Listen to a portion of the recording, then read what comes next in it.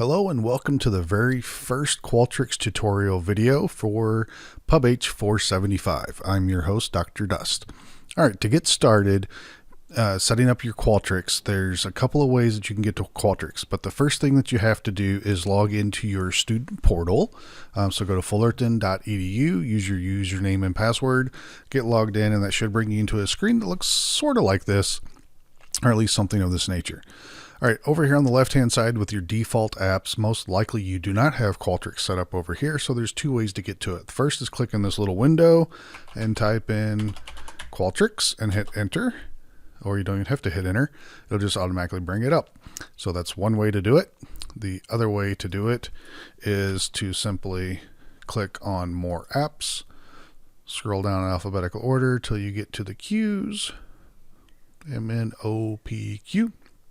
Click on Qualtrics, and there you go. It takes you to another website where you have to log in once again. And just click login. Should already have your username and password saved in there. If it doesn't, just fill it in. Okay, now we're into Qualtrics.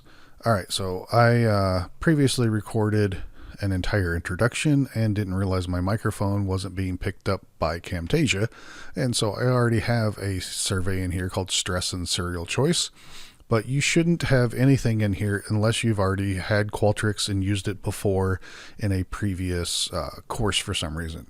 So what most all of you are going to do is click Create New Project. So go over here, top right hand corner, click Create New Project, and then you're going to scroll all the way down to the bottom till you get to the academic, pre-built surveys for academic research, and you are going to use the informed consent form. So click here, and that will start you a new survey, and you're going to give your project a new title. So I already used serial choice and stress, so let's use bread choice and stress. How about bagels? Bagel choice and stress. All right, my hypothesis is those who eat blueberry bagels will have higher stress. Those who eat everything bagels will have lower stress. Yeah, something like that. All right, so click get started. And that brings us into a survey window. So we have our title here, bagel choice and stress. We have multiple things we can do across the top. But for right now, all we are worried about is our first choices. So here in Qualtrics, each of these sections is basically, it's a question block. So here we have Q1, we have this little gear here, we got information over here. So, and then these are our response choices down here. On the right hand side, we have a plus, so we can make a new question above this block. We have our minus, so we can remove a question, and then we have a plus down here, so we can add a new question below. And we also have a new create a new question button down here as well. And we'll talk about all of these things as the videos progress. So the first thing that you want to do is notice that there's some instructions up here. So it starts off with, thanks for using a Qualtrics survey template to get started, yada, yada, yada. And then it says to delete this question and happy surveying. So as I said just a second ago, click over here on the red circle with the minus sign in it to remove your question when you are done. But don't do it right now, because this has a couple of other things that it wants you to know. And so you can update and replace text where applicable. You can remove any questions that you don't need. Click the preview button at the top right of the editor. So you can click on here and it'll show you what it looks like on your respondent's computer screen and on their telephone or your cell phone. Defaults to an iPhone looking screen, but it does the same thing for Androids. All right, and then when your survey is ready to go, you'll click on the distributions tab above, which is right here, and that will tell you different ways that you can distribute your survey, and we will cover that shortly. All right, so first thing we want to do is click inside the box here, and we have rich content editor, piped text, remove formatting, normal view, all that fun stuff. All right, so what we want to do though is update this information for relevance to your study. And so we probably want to click on rich content editor, and then you should be able to undo the highlights and all that fun stuff. So we just click right in here and just backspace of it. And so here We are interested in understanding the relationship between bagel types and stress. Okay, so it's still highlighted. So let's see what happens if I can go over here, select all of that text, and if I go to more, I should be able, what does this one here do?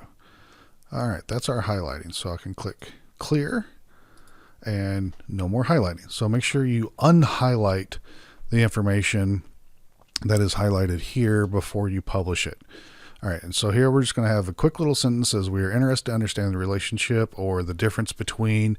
It all depends upon what your hypothesis is. Are you looking at differences between groups? Are you looking for relationships between your independent and your dependent variable? What is it that you're looking for? And that's how you're going to structure this sentence. It says, okay, and then continuing on, for this study, you'll be presented with information relevant to bagel types and stress. Then you'll be asked to answer some questions about it.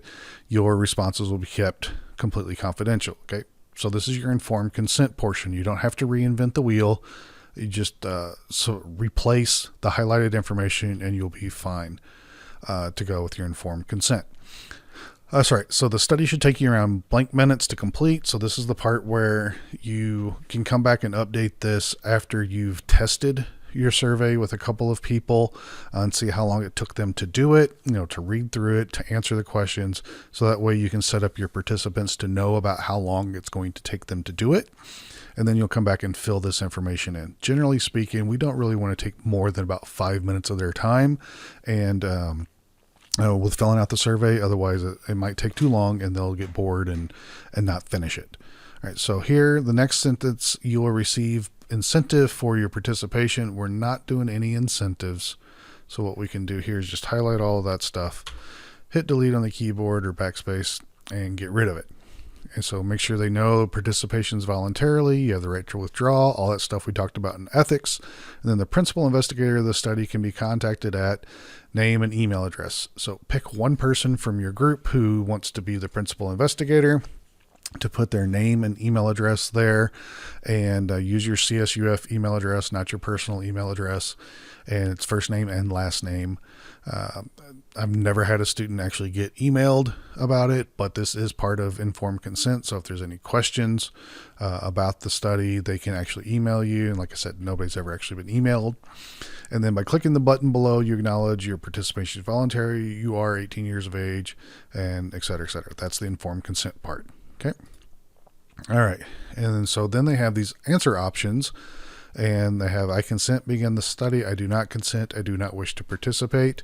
And so I will cover all of these response option types in our next video, but this is the first one that gets you started of how to log into Qualtrics and pick the correct survey type. And next video, we will start talking about questions themselves. All right, so that's it for the brief introduction to getting Qualtrics started, and I will see you in the next video.